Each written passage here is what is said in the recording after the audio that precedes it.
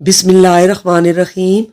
Obeidi حکومت کے چھٹے حکمران الحاکم کے عہد میں کچھ شرپسند بدطینت رافضیوں نے بادشاہ کو سبز باغ دکھائے کہ دنیا بھر کے مسلمان مدینہ منورہ پروانہ وار پہنچتے ہیں، کیوں نہ مصر میں گنبد خضرا جیسا عالیشان گنبد تعمیر کیا جائے اور پھر پیغمبر اسلام اور حضرت ابوبکر صدیق اور حضرت عمر فاروق رضی اللہ تعالی عنہم کا جسد خاکی مدینہ سے نکال کر نئے گنبد میں منتقل کر دیا جائے۔ ایسا ہوگا تو لوگ زیارت کے لیے مدینہ منورہ کے بجائے مصر آیا کریں گے اور تمہارا نام دنیا میں روشن ہو جائے گا اور اہل مصر کی عزت کو چار چاند لگ جائیں گے۔ الحاکم مشیروں کی عیاری کے چکر میں آ گیا۔ اس نے مصر میں ایک فقید المثال عمارت اور شاندار گنبد غیر معمولی دولت خرچ کر کے تعمیر کرایا۔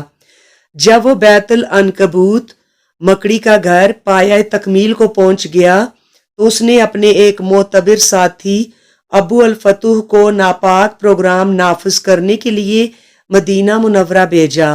مدینہ سے پیغمبر اسلام محمد مصطفیٰ صلی اللہ علیہ وآلہ وسلم کے جسد مبارک کو مصر منتقل کرنے کا تذکرہ اس کثرت سے کیا گیا کہ ہر کس و ناقص بادشاہ کے مذموم عزائم سے واقف ہو گیا۔ ابو الفتوح جب مدینہ منورہ پہنچا تو اس کی ملاقات عمائدین شہر سے ہوئی۔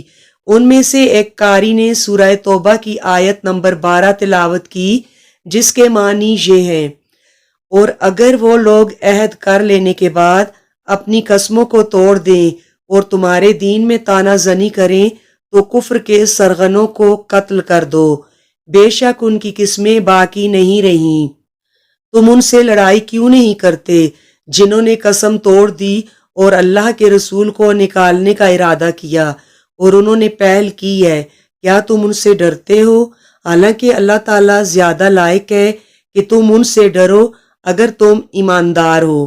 سورہ توبہ کی ان آیات کی تلاوت نے پورے ماحول کو گرما دیا۔ حاضرین میں ایک عجیب و غریب قسم کا ولولہ پیدا ہو گیا اور وہ ابو الفتوح کو کیفر کردار تک پہنچانے پر تیار ہو گئے۔ تاہم مدینہ طیبہ کے تقدس کو پیش نظر رکھ کر قتل کے اقدام سے باز رہے۔ ابو الفتوح یہ منظر دیکھ کر خوفزدہ ہو گیا۔ کہنے لگا کہ اللہ کی قسم، اگر میرا سر قلم کر دیا جائے تب بھی مجھے کوئی افسوس نہیں ہوگا، مبارک کی طرف برے ارادے سے ہاتھ تک نہیں اٹھاؤں گا۔ کہتے ہیں کہ اس رات ایسی تیز و تند آندھی آئی جس سے محسوس ہوتا تھا کہ کرۂ ارض اپنی جگہ سے ہٹ کر کہیں اور پہنچ گیا ہے۔ ابو الفتوح اس عبرتناک منظر کو دیکھ کر کانپ اٹھا اور اس کے دل سے بادشاہ کے جبر کا خیال کافور ہو گیا۔ اس نے صدقے دل سے اس ناپاک پروگرام سے توبہ کر لی اور خاموشی سے مصر واپس چلا گیا۔ شیخ شمس الدین صواب رحمۃ اللہ علیہ بیان کرتے ہیں کہ میرے ایک مخلص دوست جن کے امیر مدینہ سے گہرے تعلقات تھے میرے پاس آئے۔ کہنے لگے کہ حلب کے رافضیوں کی ایک جماعت امیر کے لیے قیمتی سامان اور اعلیٰ درجے کے تحائف لے کر پہنچی ہے۔ حلب کے رافضیوں نے امیر کو ابو بکر و عمر رضی اللہ تعالی عنہما کے اجسام نکال کر لے جانے پر رضامند کر لیا ہے۔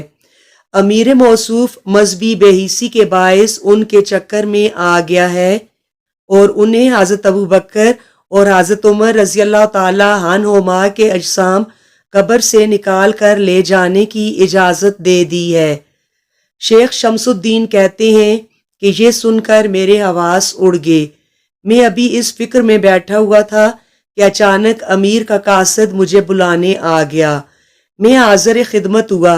امیر نے حکم دیا کہ آج رات کچھ لوگ مسجد میں آئیں گے، تم ان کے لیے دروازہ کھول دینا اور ان کے کام میں مداخلت نہ کرنا۔ شیخ شمس الدین کہتے ہیں کہ میں بہت اچھا جناب کہہ کر واپس آ گیا، مگر سارا دن اجرائے مقدسہ کے پاس بیٹھا روتا رہا۔ ایک لمحہ کے لیے بھی میرے آنسو نہ تھمے۔ کسی کو حقیقت حال کا پتہ نہیں تھا کہ کہ میں کس مصیبت سے گزر رہا ہوں۔ شیخ شمس الدین بتاتے ہیں کہ عشاء کی نماز سے فارغ ہو کر جب لوگ چلے گئے تو میں نے دروازے بند کر دیے۔ کچھ دیر بعد باب السلام جو امیر مدینہ کے گھر کے قریب تھا اسی طرف سے وہ لوگ آئے۔ انہوں نے دروازہ کھٹکھٹایا۔ میں نے امیر مدینہ کے حکم کے مطابق دروازہ کھول دیا۔ وہ اندر آنا شروع ہوئے۔ ان کی تعداد 40 تھی۔ وہ لوگ پھاوڑے، کدال، ٹوکریاں اور کھودنے کے دیگر آلات اور روشنی کے لیے شمع ساتھ لے کر آئے تھے۔ شیخ شمس الدین بتاتے ہیں کہ میں حیرانی اور پریشانی کے عالم میں ایک طرف بیٹھا رونے اور سوچنے لگا کہ یا اللہ تو قیامت برپا کر دے تاکہ یہ بدطینت لوگ اپنے عزائم سے باز رہیں۔ یہ لوگ مسجد نبوی صلی اللہ علیہ وآلہ وسلم میں داخل ہو کر حجرہ مقدسہ کی طرف بڑھتے جا رہے تھے۔ ابھی یہ ممبر شریف تک بھی نہ پہنچ پائے تھے کہ ساز و سامان سمیت سب کے سب زمین میں دھنس گئے۔ یہ واقعہ سیدنا عثمان بن عفان رضی اللہ تعالی عنہ کی توسیع کے پہلے مغربی ستون کی جگہ کے قریب پیش آیا تھا۔ امیر مدینہ ان لوگوں کی واپسی کا انتظار کر رہا تھا، مگر زیادہ دیر گزر جانے پر اس نے مجھے طلب کیا اور مجھ سے پوچھا کہ وہ لوگ نہیں آئے، تو میں نے کہا کہ وہ لوگ آئے تھے۔ امیر نے دریافت کیا تو پھر کیا ہوا؟ میں نے جو ماجرا دیکھا تھا لفظ بلفظ سنا دیا، مگر امیر مدینہ کے وہم و گمان میں بھی یہ بات نہ آ سکتی تھی کہ انہیں زمین نگل گئی ہوگی۔ امیر نے ذرا تیز و تند لہجے میں کہا، ہوش والی بات کرو۔